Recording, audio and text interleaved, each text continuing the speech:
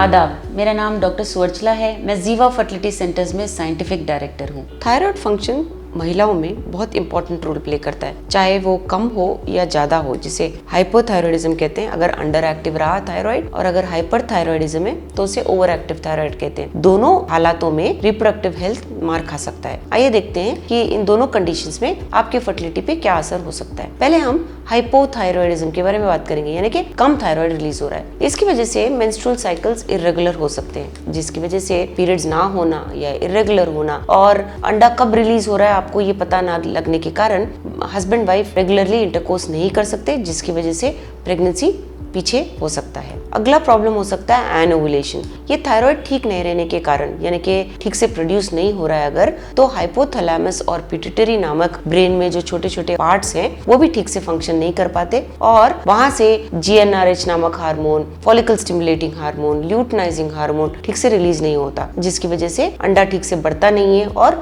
एनोवुलेशन यानी एग ठीक से रिलीज नहीं होता। तो दूसरा प्रॉब्लम हो सकता है कि थायराइड अगर ठीक ना हो, कम हो, तो अंडा भी रिलीज ना होने के कारण आप प्रेग्नेंट नहीं हो पा रहे हैं शायद। अगला प्रॉब्लम बहुत गंभीर है, इसे लूटियल फेज डिफेक्ट कहते हैं। लूटियल फेज जो होता है वो आपके पीरियड का सेकंड भाग होता है, यानी कि पहले 15 दिन को फॉलिकुलर फेज कहते हैं और दूसरे भाग को लूटियल फेज कहते हैं। पीरियड के पहले वाले 15 दिन उसे लूटियल फेज कहते हैं और इसमें होता ये है कि जहां से अंडा रिलीज होता है वो फॉलिकल अब कॉर्पस लूटियम कहलाता है। इस कॉर्पस लूटियम से प्रोजेस्टेरॉन नामक हार्मोन रिलीज होता है। ये प्रोजेस्टेरॉन हार्मोन प्रेगनेंसी के लिए बहुत महत्वपूर्ण होता है। हाइपोथायरॉयडिज्म में लूटियल फेज डिफेक्ट हो सकता है, जिसकी वजह से ये प्रोजेस्टेरॉन ठीक से रिलीज नहीं होता है और इसके कारण आपका जो गर्भ का लाइनिंग है वो रेडी नहीं होता है प्रेगनेंसी के लिए, यानी कि अगर एम्ब्रियो बन भी जाता है तो वहां पे चिपकता नहीं है। Luteal phase defect hypothyroidism patients में बहुत कॉमनली देखा गया है। अगला प्रॉब्लम है मिसकैरेज। हाइपोथायरॉयडिज्म पेशेंट्स में मिसकैरेज बहुत ज्यादा देखा गया है और ये इसलिए होता है क्योंकि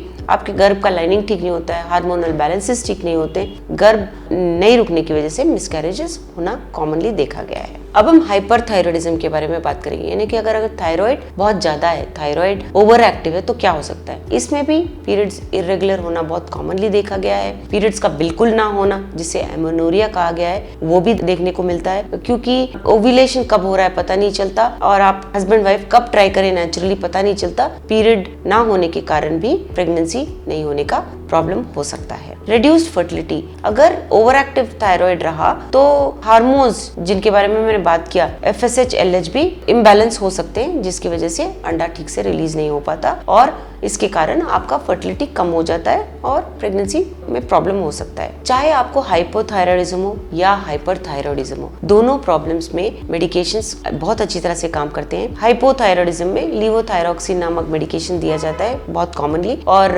ये बहुत अच्छी तरह से काम करता है। लीवोथायरॉक्सिन लेने के बाद आपके हार्मोन लेवल्स नॉर्मल हो सकते हैं। हाइपरथायरॉयडिज्म में भी मेडिकेशंस दिए जाते हैं जो ये ओवर एक्टिव थायराइड को थोड़ा सा कम करता है। अगर ज्यादा थायराइड रिलीज हो रहा है तो ये जो मेडिकेशंस हैं उन्हें कम करते हैं और लेवल्स को रेगुलराइज करते हैं। हाइपरथायरॉयडिज्म में आयोडीन अपटेक भी ज्यादा होता है, मतलब आपके बॉडी में जो आयोडीन है वो भी ज्यादा होने के कारण ये प्रॉब्लम हो सकता है। तो जब ये हाइपरथायरॉयडिज्म के मेडिकेशंस दिए जाते हैं, आयोडीन भी कम ऑब्जॉर्ब होता है, जिसकी वजह से थायराइड लेवल्स नॉर्मल होने के चांसेस होते हैं और आपको प्रेगनेंसी में सक्सेस रेट ज्यादा हो सकता है। चाहे हाइपरथायरॉयडिज्म हो या हाइपोथायरॉयडिज्म हो, कम हो या ज्यादा हो, तो भी आपको एक स्पेशलिस्ट को दिखाना चाहिए। ये मेडिकेशन अपने आप स्वयं नहीं लेने चाहिए आपको। इस मेडिकेशंस को लेने के पहले डॉक्टर आपका डिसऑर्डर क्या है देखेंगे, आपका एज, आपका मेडिकल हिस्ट्री और प्रॉब्लम्स, अंडरलाइंग प्रॉब्लम्स क्या है देखने के बाद ही आपको थायराइड मेडिकेशंस दिए जाएंगे। तो आप स्वयं ही कम है करके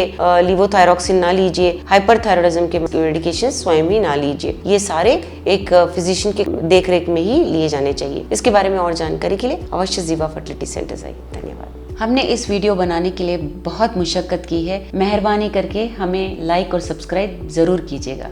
शुक्रिया।